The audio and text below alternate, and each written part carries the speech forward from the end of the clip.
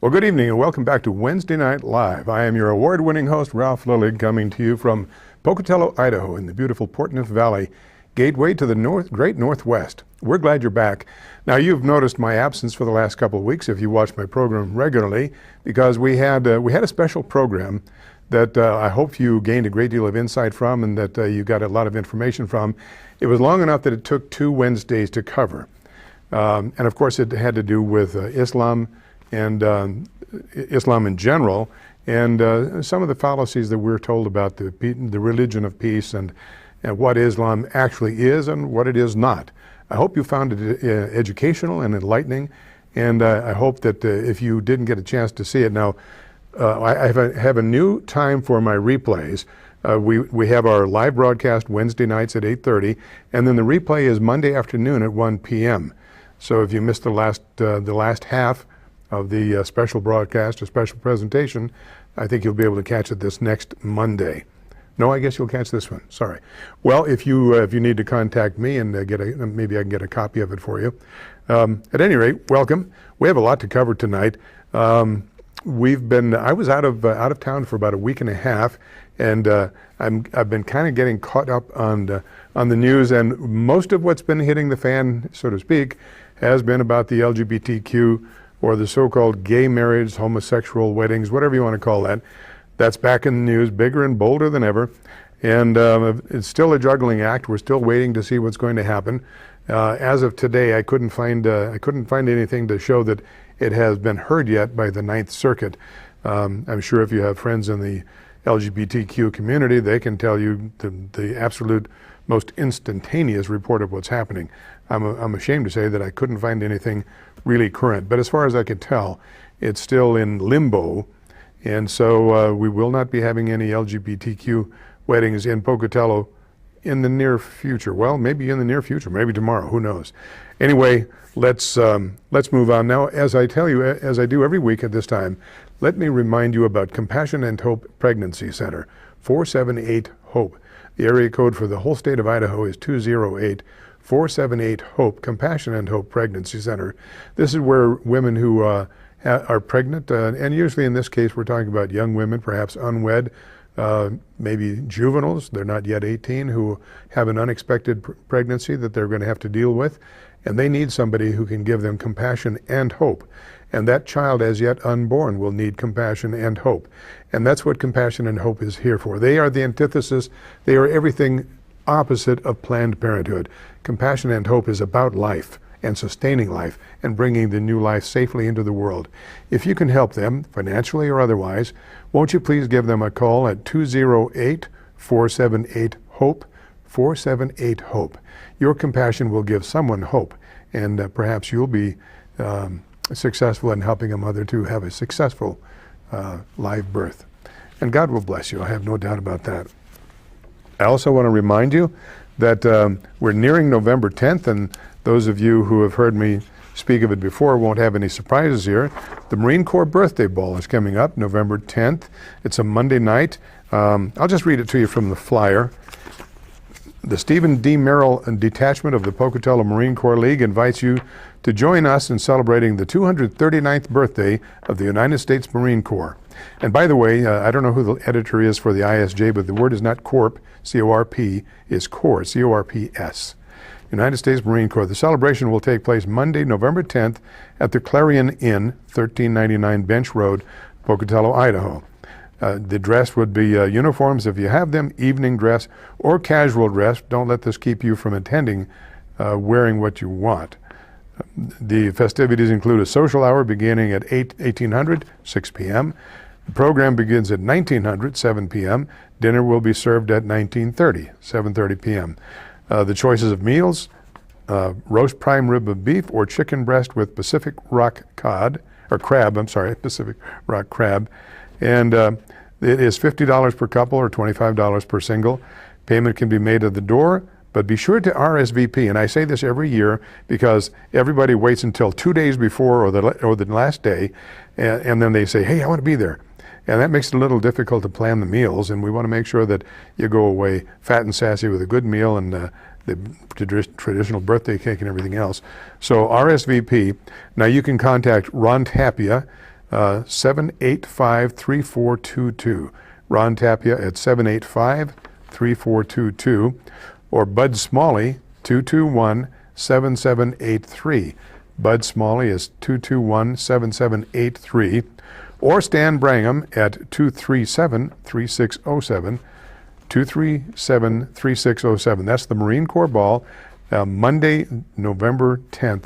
And if you were a Marine, an FMF Corpsman, if you were FMF trained to serve with the Marines, or if you're just interested in the Marine Corps and you'd like to come and enjoy some camaraderie and a nice evening where your lady can dress up and you can put on your best suit or your uniform, and you don't have to be a Marine. You can, if you were Army, and we have a number of people in this community who are Army now that were Marines. They will always be Marines. Air Force, whatever branch of service you were in, you're welcome to join us. You pay your own way, but and it is about the Marine Corps, but I think you'll enjoy it. So Monday, November 10th. And be sure, and I'll announce this again right up until November the 10th, so that you can get all of the information. The food at the Clarion is quite good. And if you are a Marine, I should add this, if you are a Marine and you're traveling some distance, the Clarion Inn will make a special discounted room rate for you for that evening, so that you don't have to try to drive back. We have several Marines that attend these functions from some distance. And the Clarion Inn, and the food that they serve for the dinner is quite good. It's not the rubber chicken and B.F. Goodrich steak that you might encounter at some other meetings. So I think you'll enjoy it. All right, well, as I said before, I was away for about a week and a half, and I came back and all my newspapers were stacked up there, and it seemed like almost every day or every other day there was something going on about the LGBTQ and whether or not we're going to have quote-unquote gay marriages in the state of Idaho. Now, I told you when that ordinance passed and when we formed the committee to try to overturn the ordinance, I told you that they were not through. The homosexual community is determined to have their marriages, their weddings, to force the rest of us to accept them, not like the Muslims at the tip of the sword, but not far from that in many ways. In this case, at the extravagance, if you will, of a local ordinance that will punish you. If you do not do what the homosexual community wants you to do, you will be punished. And the mayor has made it clear that he will enforce the law. And even though he has averred on any more weddings by him this year, he said that he may take on some weddings later on. So our mayor said that he will perform the civil ceremony. As he put it, he will obey the law. So where is the law? Well, the law basically is the non-discrimination ordinance that says you will, it's rather like the old joke about the German concentration camp. You will be happy and we will beat you until morale improves. Well, the homosexual community will beat us with a non-discrimination ordinance until we accept their lifestyle and call it natural and normal. So where are we with the courts? Well, the last time we heard was actually, it started October 9th. Idaho couples ask High Court to okay gay marriages. And four Idaho couples who sued over the state's gay marriage ban asked the U.S. Supreme Court on Thursday to allow same-sex weddings to begin in accordance with a ruling earlier this week from the 9th U.S. Circuit Court of Appeals. The 9th Circuit Court of Appeals, of course, as you know, as I've shared with you before, is the most overturned circuit court in the nation. They are uber liberal, left-wing, progressive, however you want to do it. It'll be interesting to see now. They apparently the state, and we may get to that, state has asked for an en banc hearing, which is 9 justices. And if they're en banc, that things could change. I'll be interested to see if Judge Randy Smith, our own local Randy Smith, who is now a member of the 9th Circuit, I'll be interested to see if he sits on that panel, and I'll be even more interested to see how he votes. And I'm sure you will too. So that was October 9th. Now we may return to that. All right, October 12th, Gay LGBT Ordinance and Gay Marriage, and by Mike Petrovsky. And it says, the first paragraph, Pastors, priests, rabbis, and Muslim clerics in Pocatello are on firm legal ground should they say, "I don't," to gay, lesbian, transgender, and bisexual couples who want to say, "I do." The city's anti-discrimination ordinance allows clergy, and possibly even the mayor, to refuse to officiate at a wedding based on religious grounds, said the city's chief civil attorney, Kirk Bybee. Now, you may have seen there was a, I think it was Channel 8. They're the ones who have really been behind the LGBT thing, because they have Chris Cole on there, and this is his major function in life, is to report on anything LGBTQ. So, of course, he was live one night talking about what's happening with the latest thing. And at that time, there was film clip with Mayor Bladd, and Mayor Bladd said he will obey the law, that if LGBTQ couples want to be married, he will perform them at some time in the future, but I guess his dance card is filled up for this year. But I thought it was noteworthy because he didn't aver. Now, of course, as you know, the mayor is LDS. In fact, most of the city council and most of, all of the elected officials around here basically are LDS, and it's very well known. The LDS stand on so-called gay marriage is very well known. So I was interested to watch how the mayor kind of threw a couple extra balls in the air on this one, and but he said, I can't quote him. I wish I had written that down in quoting, but he said, basically, well, they're people too. Well, that was never the question. It had nothing to do with whether homosexuals are people. It has to do with the homosexual agenda and destroying, basically, the sanctity of the marriage ceremony, which most of us take in a much different light. But anyway, it's noteworthy. As for non-clergy members who are allowed to conduct marriages, Bybee said the mayor, if he so chooses, most likely could reject a gay couple's marriage request based on his religious beliefs. So we'll see where he stands on that. We know his religious belief. He's LDS. And we know what the LDS stand has been on gay marriage. For the record, Pocatello Mayor Brian Bladd previously has stated they would not object to helping gay couples tie the knot. So, all right, so that's out of the October 12th. Now, October 14th, courts say gay marriage will be okay across Idaho. The Ninth Circuit Court of Appeals has decided Idaho's stay banning same-sex marriage dissolves starting Wednesday morning. Now, this was written on the 14th. The court's Monday decision came just after Idaho's Attorney General dropped its opposition. Meanwhile, Governor C.L. Butch Otter maintained his resistance in a separate court filing. Interesting that the governor had to go around his Attorney General in order to stand by We the People. And contrary to what the ISJ and other publications have said, it is not the majority of Idaho who want the gay weddings, it is the majority who do not want them. So it's interesting that the governor had to go around his own Attorney General, who apparently didn't want to touch that hot potato. No, not me. I might be running for re-election. I don't want to get any of the gays PO'd at me. That'd be bad juju for getting money and being re-elected. So the developments mark the latest legal wrangling over the issue after a week of hectic activity in Idaho and across the nation. That was in the Idaho Statesman. That was not in the local paper. That was 14th, October 15th. Otter on same-sex marriage. We have done all we can do through the courts for now. This is an AP article out of Boise.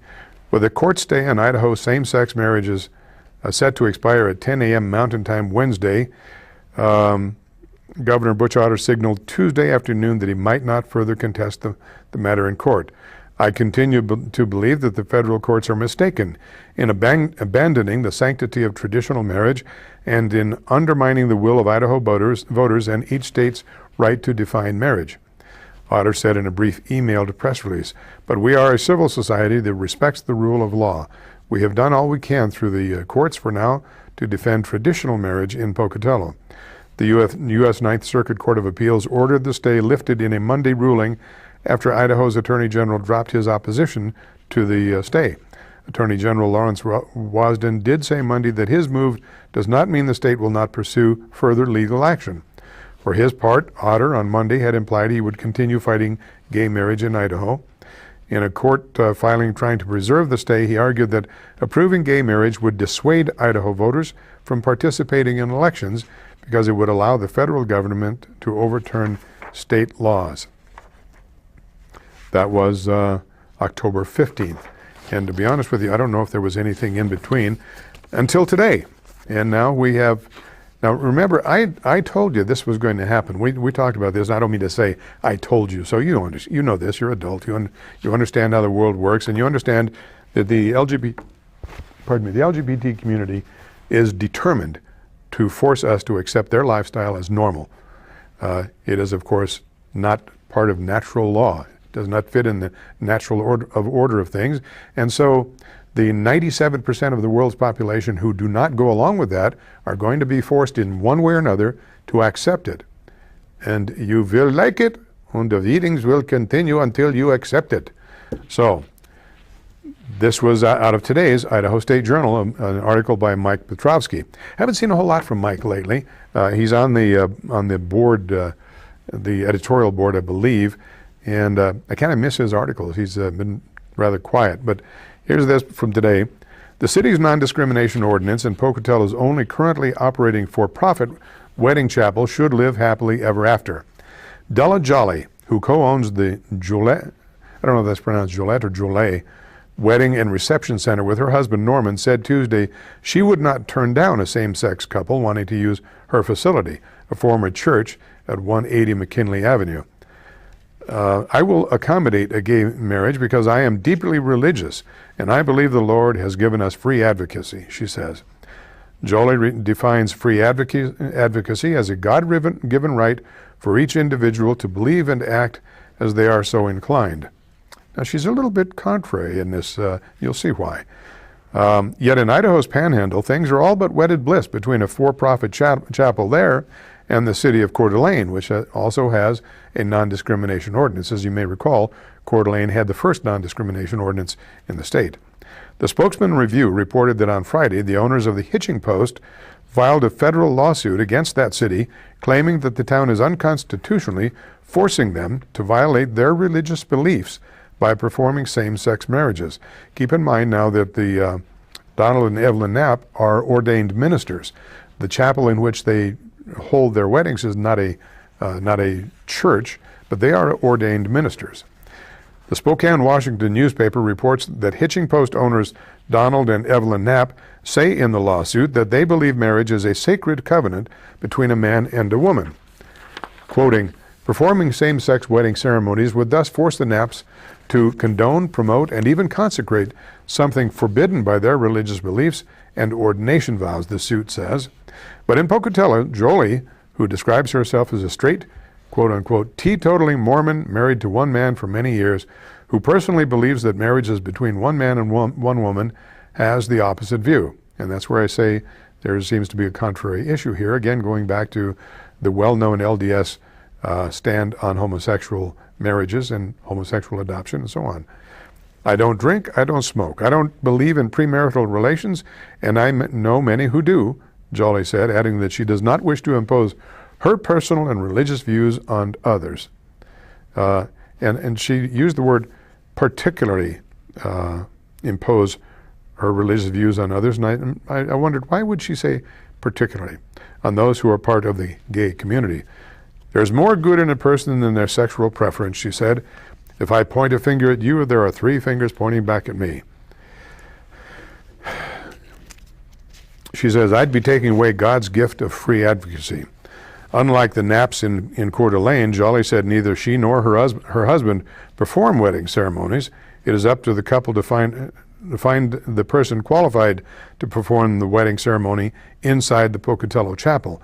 So unlike the Knapps, who are ordained ministers and they're fighting this on religious grounds, Jolie, who says she is a straight-laced LDS, she is not an ordained minister. She's not performing the weddings. She's facilitating allowing it to happen in her chapel and have some other clergy do that. Little different. It's kind of an apples and oranges things here. The Jollies merely provide the chapel, the reception hall, also located in the former church, and the decorations, food, and accoutrements associated with a wedding reception. The spokesman review reports that according to the Knapp's lawsuit, a man called the Coeur d'Alene Wedding Chapel Friday to ask about a same-sex wedding ceremony and was turned down. The Knapps, those are the folks in Coeur d'Alene, are now asking for a temporary restraining order against the city to stop it from enforcing the ordinance. Ah, the old ordinance, that O word.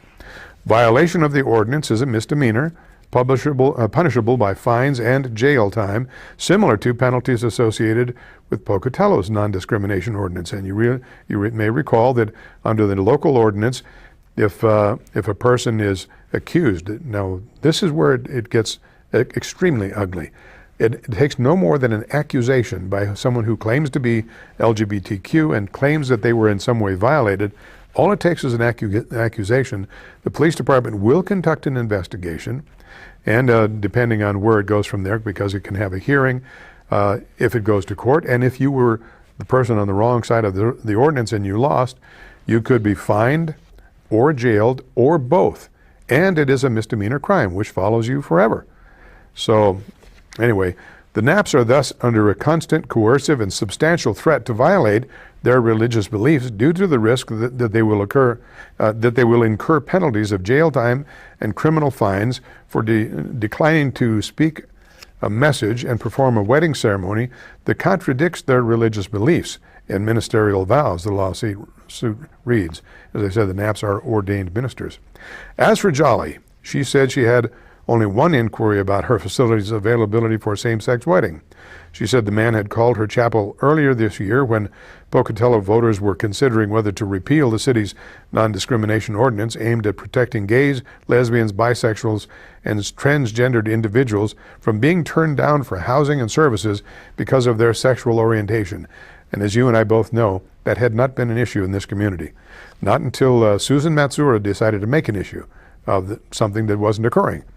Nonetheless, this Jolly lady, she said that the man never called back to complete the reservation. Kirk Bybee, the city of Pocatello's chief civil attorney, said at the request of city council, he incorporated the First Amendment of the U.S. Constitution and an Idaho statute that protects free exercise of religion when drafting the city's non-discrimination ordinance.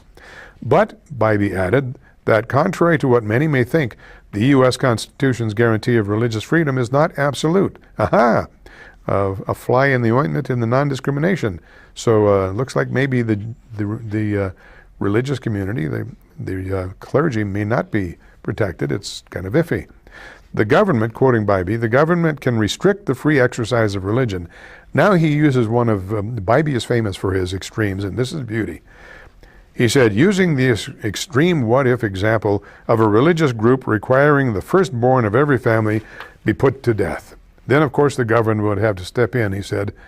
That is just, the man is a graduate attorney. You would think he'd come up with something a little bit more adult. Anyway, more realistically, Bybee said the federal government has restricted religious freedoms in the past in cases involving polygamy. The racist activities of the Ku Klux Klan and Native Americans claim that ingesting peyote is a sacred religious rite.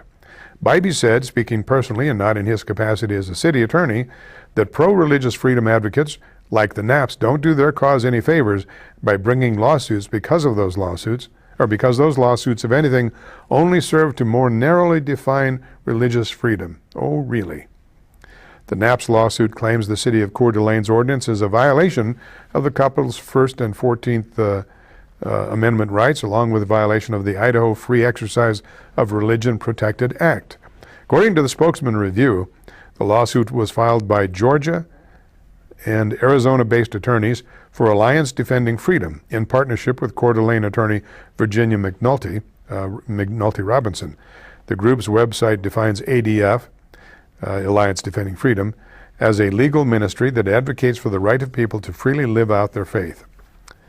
And as I said before, this article kind of compares apples and oranges. So here again, we addressed this when this pernicious ordinance was being drafted, when it was passed, I should say shoved down our throat.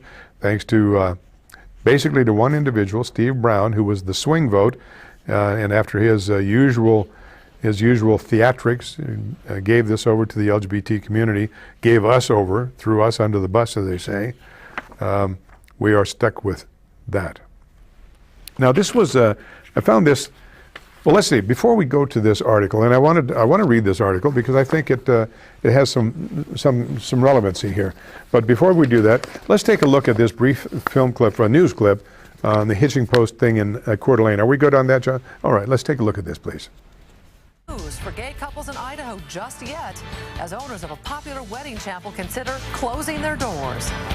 A federal appeals court has temporarily put same-sex marriage in Idaho on hold while it considers the state's request for a stay. And weddings were supposed to begin tomorrow morning, but it appears they'll be delayed until the Ninth Circuit Court makes a decision.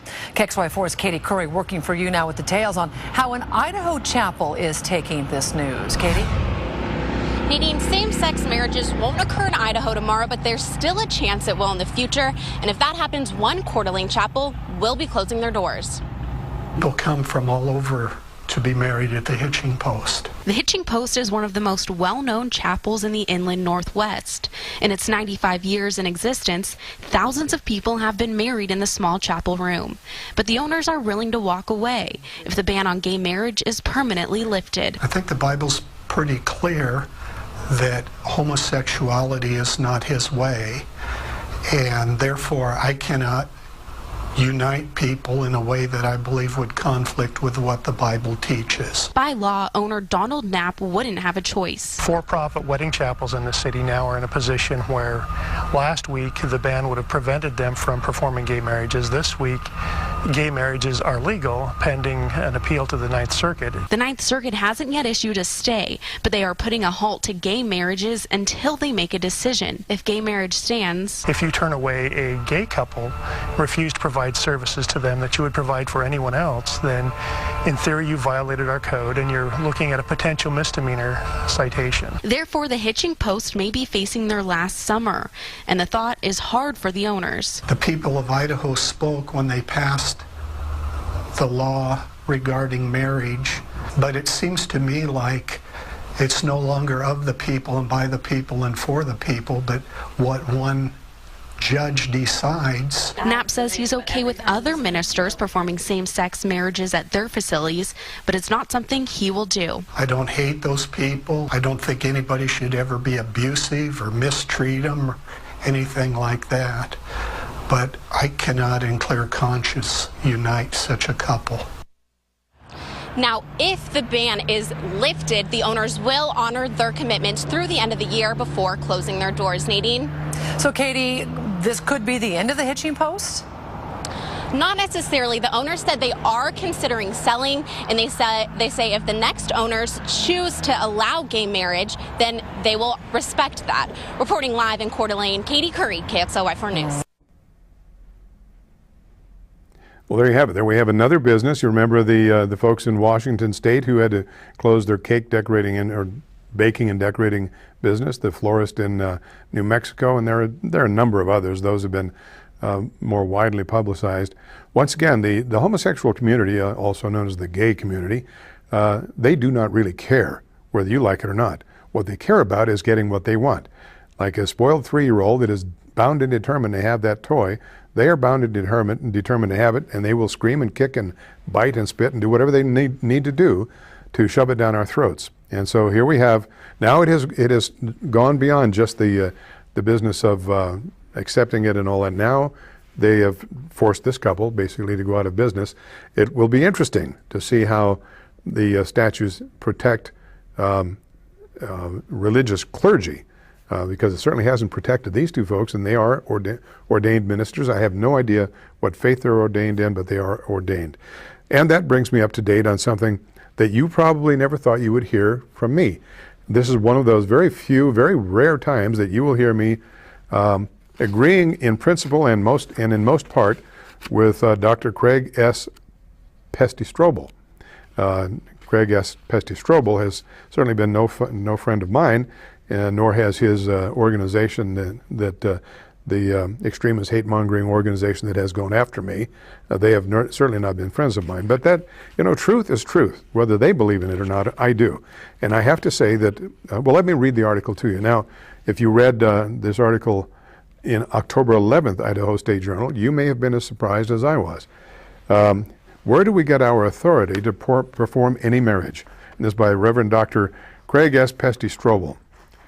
I was recently contacted by the Idaho State Journal seeking my opinion regarding the issue of same-sex marriage equality, especially in light of the Supreme Court decision not to hear state challenges to various court rulings that overturned state bans on same-gender marriage.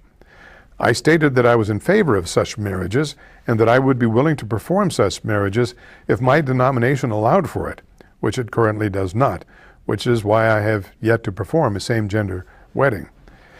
The day the paper came out quoting me, I received an email from someone I do not know asking me upon what biblical authority would I perform the same-sex marriages.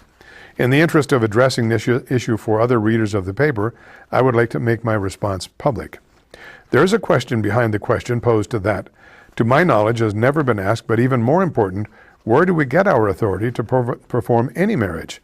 I've been unable to find anywhere in the Bible a commandment that says a minister of Christ is required to perform any wedding whatsoever. And that's true. And you're not required to perform homosexual marriages either. That ministers and other religious officials have been doing so for centuries is a result of cultural and social practices, not scriptural mandate. The actual authority under which any religious official performs a wedding is given by the state. This is because marriage is a legal act. The state issues the marriage license and regulates who can marry whom. The state regulates and monitors any name changes involved with a marriage and regulates what happens to the joint assets of a couple if they should die or get a divorce. The state dissolves marriages. The state even regulates who is allowed to perform marriages, rather loosely in the case of Idaho. The marriage certificate is filed with county recorder or other official of the state. The marriage is not official unless such paperwork is filed. In all of this, the person who officiates at a wedding is acting as an agent of the state. This should give us pause. Let me repeat this for emphasis. Any person who performs a wedding is acting as an agent of the state. When I perform a wedding as a minister of the gospel, in the Internal Revenue's colorful terminology, I am in fact acting as an agent of the state of Idaho. Frankly, I believe that this strains against the principle of the separation of church and state. I am uncomfortable acting in this way as an agent of the state, and I would hope other religious officials would share this discomfort. What I would rather see happen in our country is that all weddings would be legalized by county or state officials in a civil ceremony. The state would regulate the qualifications necessary to enter into such a legal contract. Then couples would be free to go to the religious community of their choice to have their marriage be solemnized, sanctified, sealed, blessed, according to the dictates and customs of that religion. Religions and religious officials would otherwise be free not to give their blessing according to the dictates of their traditions and consciences. Such an arrangement would acknowledge and honor the differences between religious faiths, but would also uphold the First Amendment's restriction against the establishment of religion or prohibiting the free exercise thereof. I would urge our lawmakers to modify our laws accordingly, release religious officials from the burden of acting as agents of the state, and allow us to perform those ceremonies and rites that are accorded with our traditions, teachings, and the dictates of our consciences. Let the state carefully consider the human and civil rights involved with the marriage relationship and then set up appropriate procedures for allowing all persons to be married who legally qualify. And the Reverend Dr. Craig S. Pesty-Strobel is the pastor of Pocatello's First United Methodist Church. Well, you can see what this does. There is logic to it because, in fact, ministers are acting as an extension of the state. The only reason, it has not always been required that you get a marriage license. In years gone by, that wasn't done. The purpose of being married in the church was because most of us, at least in the Orthodox Western Christian world and in the Eastern Orthodox world, believed that holy matrimony was that, indeed it was, a sanctified and holy procedure, and that a man and woman should enter into it because Scripture has very specific things to say about a man and woman coming together. So the actual fact of having a license is relatively new. That's true.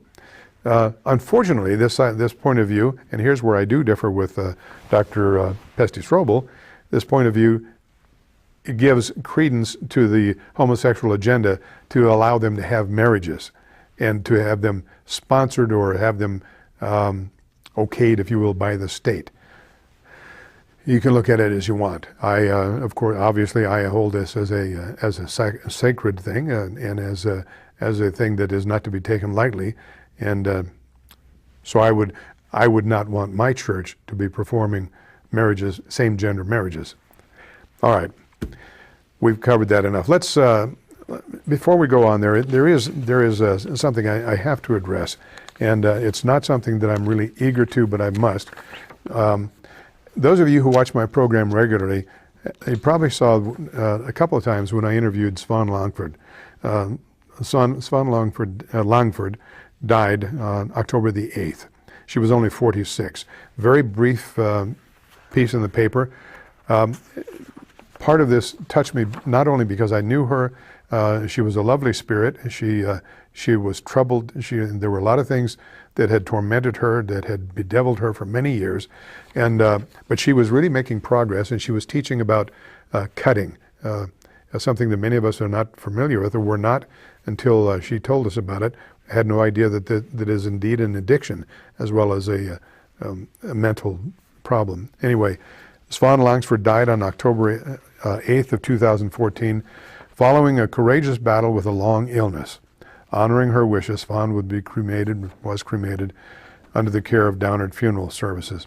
And if you'd like to make a donation in her memory, you can do so to the Christ's Love Vineyard Church, and that's at 233-0686.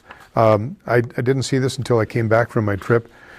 My wife and I had given her a ride home from church a week before, and so to remember her, and she was, at that day, she was definitely under some sort of a cloud, and we really didn't know how to address it, but she had a long walk, and so we gave her a ride home. It was a hot day, and she was wearing a coat, and when we came back from our trip, I found this, and she will be missed. She was a dear child. She had some problems, and I think during her brief time here, she did some good.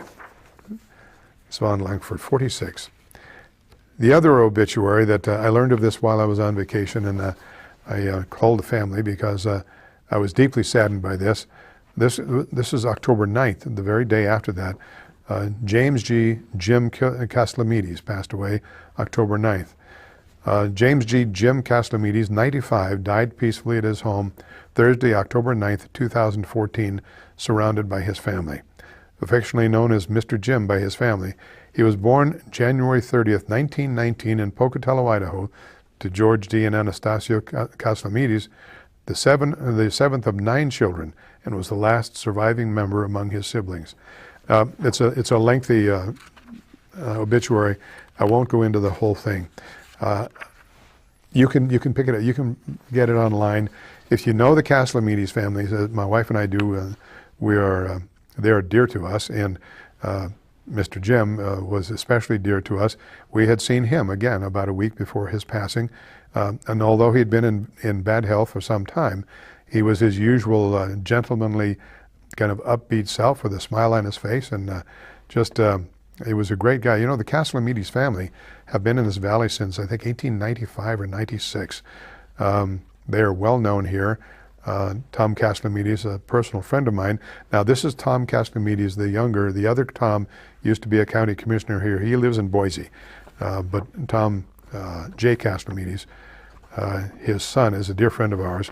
And I did get a call from another friend who told me about this while I was on vacation, and I couldn't be here for the funeral. I'm sorry that I got to miss this. Mr. Castellamides was also a decorated war veteran from the Second War. He's contributed a great deal to this valley, and he will be dearly missed.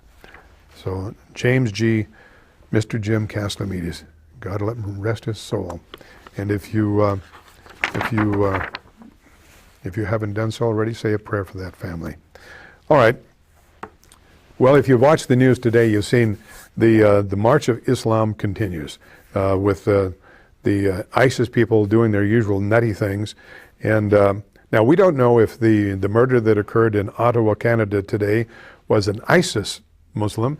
He was a recent Muslim convert to Muslim, or to Islam rather, who murdered a soldier who was doing guard duty at the tomb at the Veterans War Memorial in Ottawa, Canada.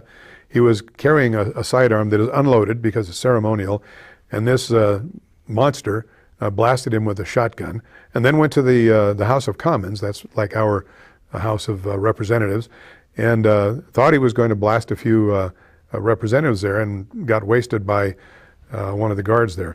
Anyway, so that was that. Now, ISIS has continued to do their barbaric 7th century madness. It doesn't stop. So we're going to show you. Well, they don't seem to have any compunctions about killing anybody. Can we get that next one going there, Josh? All right, take a look at this, please. Have carried out a new series of airstrikes on jihadists in the battle for the Kurdish town of Kobani in Syria. After months of fierce fighting, the defenders of the town have reportedly managed to halt the onslaught of Islamic State. Now Kurds are slowly retaking the districts of Kobani street by street. Syrian observers say more than 370 Islamic State fighters have been killed, with the Kurdish death toll just under 300. RT's Malak Gazdiev met with those who survived the jihadi occupation, and they've told him of the atrocities the group is committing.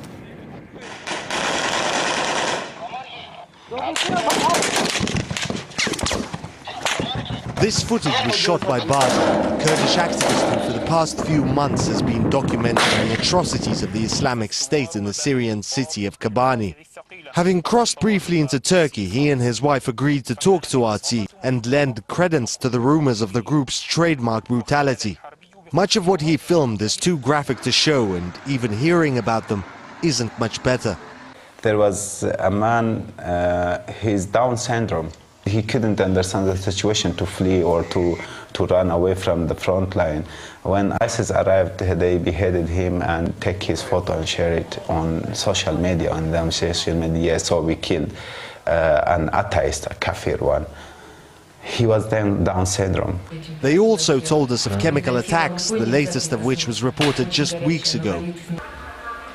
Barzan is showing us videos he recorded in a Kurdish morgue in the city of Kobani. There were many burn victims. They were burned by white phosphorus. And he says, no matter how small the injury, death was almost certain. Quite literally, Barzan says, the victims burned from the inside out once the chemical entered the bloodstream. He also showed us pictures of cluster bombs fired by the Islamists at Kobani. Many failed to detonate and lay scattered on the ground. He says they are often mistaken for toys and picked up by the local children, only to explode. One such youngster, Abdul, reportedly died instantly. The Islamic State, I would say, is seen by people not so much with fear, but with horror. For smoking, they chop your fingers off. For drinking, you go to jail. And if a woman is seen in the company of a man who is not her relative, she is stoned to death.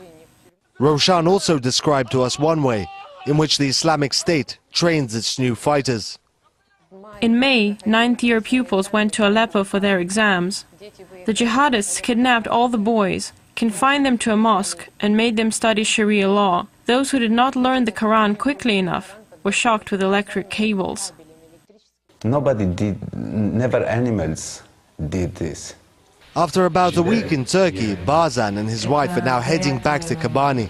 Their work to document the true horrors of what's happening there is far from over. Morad Gazdiev, RT, from the Turkey-Syria border.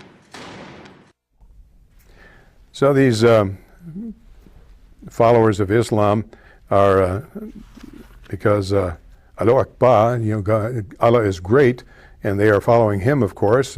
They behead a Down syndrome man who has no idea what's happening, and then they parade his head around to make sure everybody sees it. This is barbarism beyond anything that we can imagine here in the West. But it doesn't stop there. And you remember that they said, if you're caught smoking, they cut off your fingers. Well, that certainly seems like a just punishment. Drinking, you go to jail. Who knows what happens there.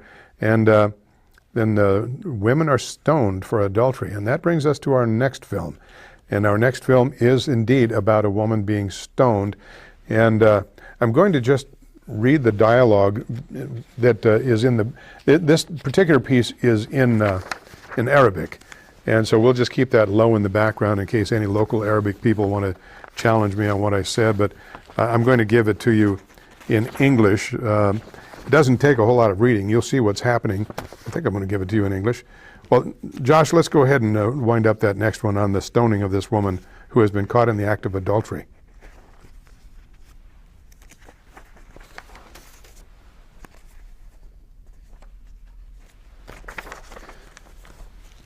Josh, are we good to go on there? All right, now this is in Arabic. Let's tune that down just a little bit, Josh, if we could. Islamic State militants fighting in Syria and Iraq have released a sickening video of a young woman being stoned to death by a group of men, including her own father. The shocking footage is understood to have been filmed in the city of Hama and shows a bearded cleric ranting at the woman in Arabic and accusing her of adultery while she pleads for her life. Now, right now he's telling her what she's done, why she has to die. The woman turns to her father and begs his forgiveness, but he coldly rejects her, saying he would rather please Allah. He then turns to the men to give the signal for his daughter's murder to begin. His daughter.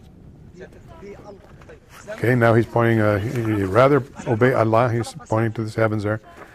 And he's saying, all right, let's get this party on. Minutes later, as the men rain rocks down upon the helpless woman, her father steps forward with a large stone, and the video fades to black. Now, there's going to be some dialogue in here before we get to that. It is believed that he had been granted the barbaric honor of being allowed to end the life of the daughter he felt had betrayed both him and her religion. The sickening 5-minute video emerged on ISIS-affiliated social media pages this morning. It is not clear when the footage was actually shot and has not been independently verified. The exact accusations against the woman remain sketchy, although the cleric who appears at the start of a mobile film clip accuses her of committing adultery. The militant orders her to be content and happy that she is about to be stoned to death because he says her death has been ordered by Allah and is therefore required under Islamic law, Sharia law. Asking her, is she now willing to submit to Allah and be stoned to death, the young woman replies, yes, before pleading with her father to forgive her. After initially ignoring her, the man is eventually prompted into responding by the militant. You see the militant talks to him. Don't call me father, he tells his daughter, who responds by asking him to pray for her. At this point, her father turns to the ISIS fighters who help him tie a rope around her neck and drag her to a pit where the stoning begins. As the militants rain down rocks on the defenseless woman, her father steps forward and picks up the largest rock before using it to strike and kill his daughter. The exact moment of her death is not caught on camera as the footage fades to black moments before her father strikes her. ISIS militants often use stoning to murder women they accuse of committing adultery. Earlier this year, the extremists stoned 2 women to death in Raqqa after accusing them of having sex outside marriage. Both were placed in holes in the ground before a lorry or a truck arrived to dump large rocks for the men to use to brutally murder the woman. There you see her father tying her, binding her so that she can be, and she's supposed to be happy now, and that she's going to make everybody happy and make Allah happy because she's being stoned. And they put her in the pit, and now she's pleading with her father. She's saying, now she said, okay, I'm guilty. Father, will you forgive me? He says, no. He's not going to forgive her. Now, there was a movie that came out a couple years ago, and I recommended it to you once before, and it was the stoning of, I forget the lady's name. I'll get that movie for you, and I would suggest you watch the movie. It's something you can watch at home. We can't show it here on television. And it shows the stoning of a woman who is accused of adultery, and in fact, she was not accused. Now you see the stoning, you can hear the stoning. Josh, we probably covered all of that we need to cover. Yeah, it doesn't get any prettier, and it does go darker. So you get the picture. So under Sharia law, stoning, something that hasn't been done in the Western world, in the civilized world, for 14 centuries or more, is still carried on in the 21st century here in Hama, in northern Iraq, I guess it is. All right. Now let me ask you a question, because we're always,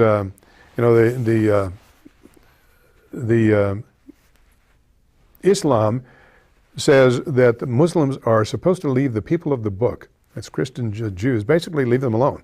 Don't mess with them.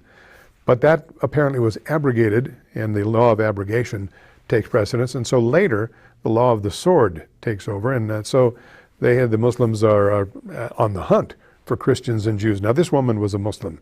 She was not a Christian nor a Jew as far as we can tell. Her father certainly was a Muslim, and he wanted to please Allah.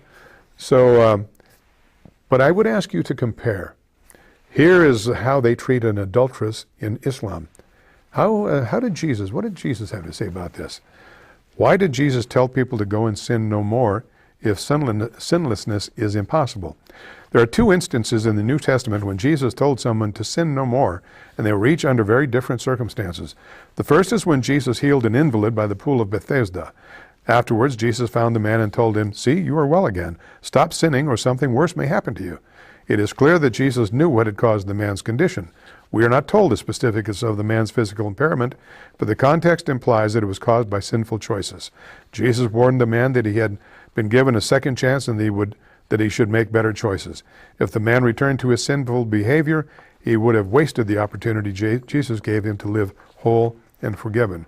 The second instance, and this is more in keeping with this, is in the account of the woman taken in the act of adultery. This is in John 8, in case you want to look it up. When the woman's accusers brought her before Jesus, expecting him to pronounce judgment, he told them that the one who was without sin should throw the first stone. One by one, the condemning crowd left. Then Jesus told the woman, "Neither do I condemn you. Go and sin no more." She had been caught. She was guilty. She did deserve stoning according to the ancient law of Moses. But the religious leaders who had dragged her there had no concern for holiness. They were trying to trap Jesus into saying that the law did not matter. Jesus often reminded those religious leaders that he had come not to abolish the law, but to fulfill it. He, as God, was the author of the law. The Pharisees focused on the letter of the law, but missed the true spirit of it, which is given. The whole law can be summed up in this one command: love your neighbor as yourself. When Jesus refused to condemn the woman, he was not minimizing the importance of holiness. He was offering her the same kind of forgiveness he offers every one of us. In saying, "Go and sin no more," Jesus was not speaking of sinless perfection. He was warning against a return to sinful lifestyle choices. His words both extend mercy and demanded holiness. Jesus was always the perfect balance of grace and truth. With forgiveness comes the expectation that we will not continue in the same path of rebelliousness. Those who know God's love will naturally want to obey him. What a contrast between the way Jesus, God incarnate, the way God handled this woman caught in adultery, who was guilty, there was no question, and the way they are treated in Islam. There's a very definite contrast between Islam, between Allah and God. The contrast couldn't be more stark, just in this one instance. I had another film I was going to show you. We'll save it for next week. It'll still be timely. It's the Commandant of the Marine Corps giving his annual birthday greeting to Marines around the world on, in this case, the 239th birthday of the Marine Corps, and that one we will show you next week. In the meantime, we're going to close on talking about this one. I don't know if you remember this. It was so brief that most of us didn't even hear about it. This is from the Tea Party News Network. It goes back to August. Al Sharpton has been leading the desire for vigilante justice in Ferguson, Missouri, following the shooting death, still under investigation, of Michael Brown by Officer Darren Wilson. The Obama regime has seemingly taken sides in the matter, with Eric Holder relating to community about his personal experience as a black man, while stating that they stand with the people of Ferguson. There have even been threats that if no charges are brought against Wilson, regardless of the evidence, there will be more violence and more riots. Now it looks like we potentially have our first case of a vengeance-based hate crime by individuals who targeted a white guy in the name of justice for Michael Brown. Former U.S. Marine Ralph Weems, a 32-year-old white male, was left with life-threatening injuries after being followed by a mob of 20 black men then beaten. Prior to the attack, Weems, who is a veteran of the Iraq and Afghanistan wars, entered the Waffle House in West Point, Mississippi. His friend David Knighton said that someone waved him over and told him the restaurant was not safe for whites because the black people inside were angry over the death of Michael Brown. When Knighton entered, he witnessed a heated argument with people in the restaurant. The two left the premises, and after police arrived due to another argument about 1 a.m. Prior to heading home, they stopped at a Huddle House restaurant, and that's where the vicious beating took place. 20 black men had followed Knighton and Weems from the Waffle House. While the police say surveillance cameras indicate there were fewer than that, it doesn't change the fact that these two men were beaten for the sole crime of being white. Knighton said that he heard racial slurs coming from the mob. The Blaze reports that the AP has since removed these comments, but it has done so without any explanation. Knighton was apparently inside the restaurant because he said Weems was on the ground being kicked by multiple attackers. The crowd then turned on Knighton, who was left with broken facial bones, a cut over his left eye, and a blood clot in his right eye. It was a full hour before police arrived at the scene following a 911 call at 2 a.m. By then, the vicious mob of attackers were gone. Weems has been placed in medical-induced coma due to the severity of his injuries after undergoing brain surgery. All right, there's more about that, but you get the point. And the bottom line on this, police have already said they do not believe this was a hate crime. Police Chief Tim Brinkley said he will leave that for a jury to decide, but thus far, hate crime charges have not been brought up. All right, let's fast forward to October 22nd. Darren Wilson, Michael Brown autopsy appears to support Officer Ferguson officers' self-defense claim. Ferguson police officer Darren Wilson has claimed self-defense in the shooting of death of Michael Brown, and a newly released autopsy appears to support his claims. On Tuesday, a St. Louis Post-Dispatch analysis of Brown's official county autopsy revealed that on August 9th, the unarmed teen was shot in the hand at close range. This finding appears to support Wilson's claim that Brown reached for his gun during a struggle in his police car. The 6-year veteran police officer said that while he hit Brown with the first gunshot, he missed the teen with the second shot. FBI forensic tests reportedly show Brown's blood on the barrel of Wilson's gun, uniform, and police car. Wilson claims Brown ran away after the second gunshot and that he turned around and charged back at him, prompting the officer to shoot the teen again. The autopsy shows Brown suffered 6 gunshot entrance wounds. A St. Louis County grand jury is still hearing evidence in the case. They are expected to decide Wilson's fate well before the January 7th deadline. On Friday, details surrounding Wilson's testimony appeared in a New York Times article, and Ed McGee, a representative of St. Louis County prosecuting attorney Robert P. McCullough, said he does not know how the publication was obtained. Well, anyway, it will be interesting to see now. Now, you remember the Attorney General of the United States, Al Sharpton, Jesse Jackson, the President of the United States, all got themselves involved in this thing with this black teenager, 18-year-old, 300 pounds, 6'4" youth, and not one word was ever said about this other one. Well, that's it for tonight. I wish we had more time. There's so much to talk about. I hope you'll join us again next Wednesday at this time. Look for this program Monday at 1 p.m. if you didn't get it all. In the meantime, God bless you and yours. Pray for our nation and for Israel. We'll see you next week. Good night.